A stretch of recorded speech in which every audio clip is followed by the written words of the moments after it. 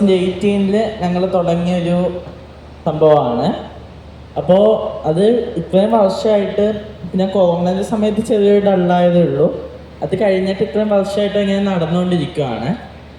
പിന്നെ ഞങ്ങൾക്ക് കൂടുതലും കിട്ടുന്നത് ഈ പ്രൈവറ്റ് ആയിട്ടുള്ള കമ്പനികൾ, ആൾക്കാർ പേഴ്സണലായിട്ട് എടുക്കുന്നത്, അങ്ങനെയുള്ള ഓർഡേഴ്സാണ് കിട്ടുന്നത്.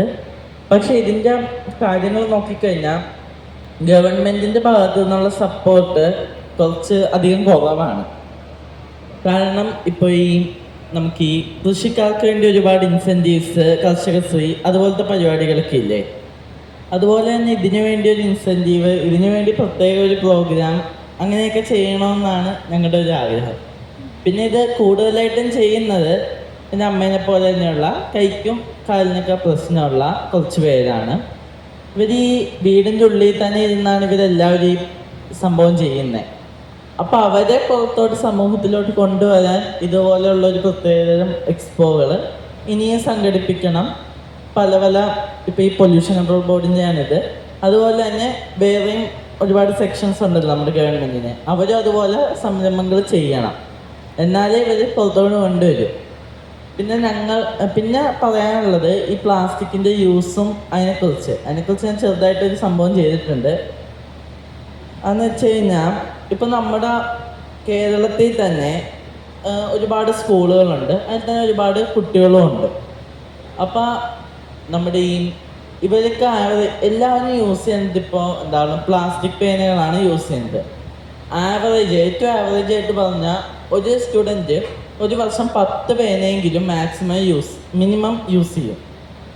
സോ അങ്ങനെ നോക്കിക്കഴിഞ്ഞാൽ ഏകദേശം 65 ടൺ പ്ലാസ്റ്റിക് പേന ഒരു വർഷം ഒരു കുട്ടി യൂസ് ചെയ്യുന്നുണ്ട്. ഒരു വർഷം ഇവരെല്ലാവരും കൂടെ ഉള്ളതാണ്. 65 ടൺ പ്ലാസ്റ്റിക് പേനകളിൽ നിന്ന് മാത്രം നമ്മുടെ ഈ ഭൂമിയിലോട്ട് വരുന്നുണ്ട്. സോ ഈ പേപ്പർ പേനയുടെ ഗുണം പറഞ്ഞാൽ അത് 15% മാത്രമേ പ്ലാസ്റ്റിക് ഉള്ളൂ. അതായത് ഈ 65 ടണ്ണിൽ നിന്നും 85% കുറച്ച് അത്രയ്ക്ക് കുറവ് പ്ലാസ്റ്റിക് നമ്മുടെ ഭൂമിയിലോട്ട് വരുന്നുള്ളൂ. പിന്നെ ഇതിൻ്റെ പുറകിൽ തന്നെ ഒരു സീഡും ഉണ്ട്. അതുകൊണ്ട് തന്നെ ഈ പേന നമ്മൾ യൂസ് ചെയ്ത് കഴിഞ്ഞ്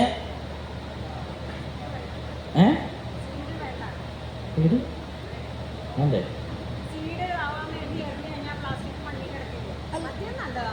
അല്ല ഇപ്പം ഒരു സ്കൂളില് ഇപ്പം മോൻ്റെ സ്കൂളിൽ കഴിഞ്ഞ മാസം 1000 പെന്ന് വാങ്ങി.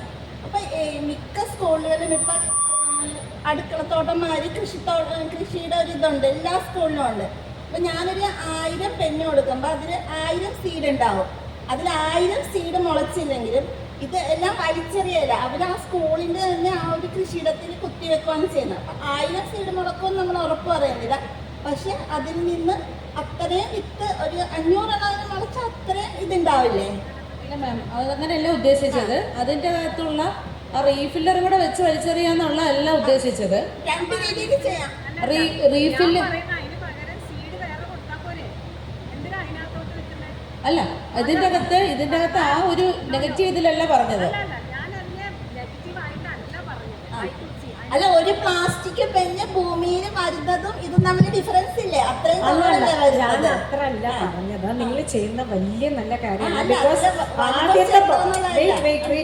ആദ്യത്തെ പോയിന്റ് പറഞ്ഞത് that 65 tons is brought down to 15 because what you said is very true. ഈ പിള്ളേരെല്ലാം 2 രൂപയുടെയും 3 രൂപയുടെയും റീഫിൽ മാറ്റാത്ത പെന്നെ പറഞ്ഞാലും കേൾക്കില്ല.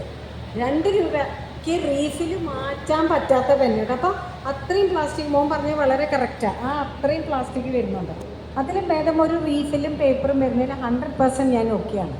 ഞാൻ പറഞ്ഞ ഒറ്റ കാര്യമേ ഉള്ളൂ, നിങ്ങൾ ആ സീഡിന്ന് പണ്ട് മുതലേ സീഡ് പെന്നിന് എതിരാണ്, വേറെ ഒന്നും കൊണ്ടല്ല. ആ സീഡ് വളരാൻ വേണ്ടി ഇത് എറിഞ്ഞാൽ ആ റീഫിലും മണ്ണി പിന്നെ ആ സീഡ് സ്കൂളുകളിലാണ് കൂടുതൽ. ഇപ്പം നമ്മൾ പെന്ന് എല്ലാവരും അങ്ങനെ എറിഞ്ഞിടോ? സീഡ് അപ്പം ഇതിൻ്റെ ഉള്ളിൽ വെക്കല്ലേ?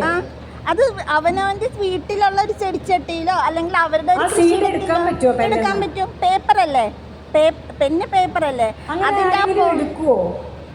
അങ്ങനെ ആ പെന്ന് വാങ്ങി ആ സീഡ് മുളച്ച് അതിലുണ്ടായ പച്ചക്കറികൾ വെച്ച് കറി ഉണ്ടാക്കി ഞങ്ങൾക്ക് ഫോട്ടോ അയച്ചിരുന്നുണ്ട്.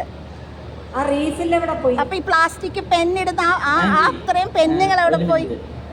നമ്മളൊരു നിങ്ങളെ കുറ്റം അല്ലല്ല, ഞാനും മേഡം ചോദിച്ച ഞാൻ ചോദ്യം പറയണത് അതിന് മേഡം ആ ഒരു റീഫിൽ എവിടെ പോയി ചോദിക്കുമ്പോൾ ഞാൻ തിരിച്ചു ചോദിക്കുന്ന അത്രയും പെന്ന് എവിടെ പോയി?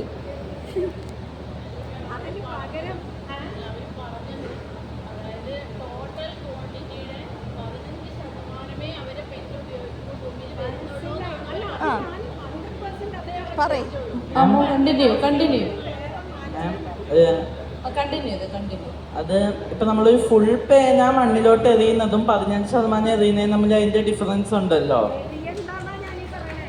അപ്പം ഞാൻ ചോദിക്കുന്ന ഇത്രയും പെന്ന് മേഡം അടക്കം ഇത്രയും പെന്ന് എങ്ങനെയാണ് അത് വേസ്റ്റ് നിർമ്മാർജ്ജനം ചെയ്യുന്നത്? മേഡം ഉപയോഗിക്കുന്ന പെന്നെല്ലാം എങ്ങനെയാണ് ഈ കണ്ട ഇത്രയും വർഷം മേഡം അത് നിർമ്മാർജ്ജനം ചെയ്ത് പറഞ്ഞു? അത് ഫോളോ അപ്പ് ചെയ്യാമല്ലോ മറ്റുള്ളവർക്ക്. വിഷയത്തിൽ ഡിബേറ്റ് ആവശ്യമില്ല. നമ്മൾ അതിനകത്തുള്ള പോസിറ്റീവ് ആസ്പെക്ട് എടുത്തു കഴിഞ്ഞു.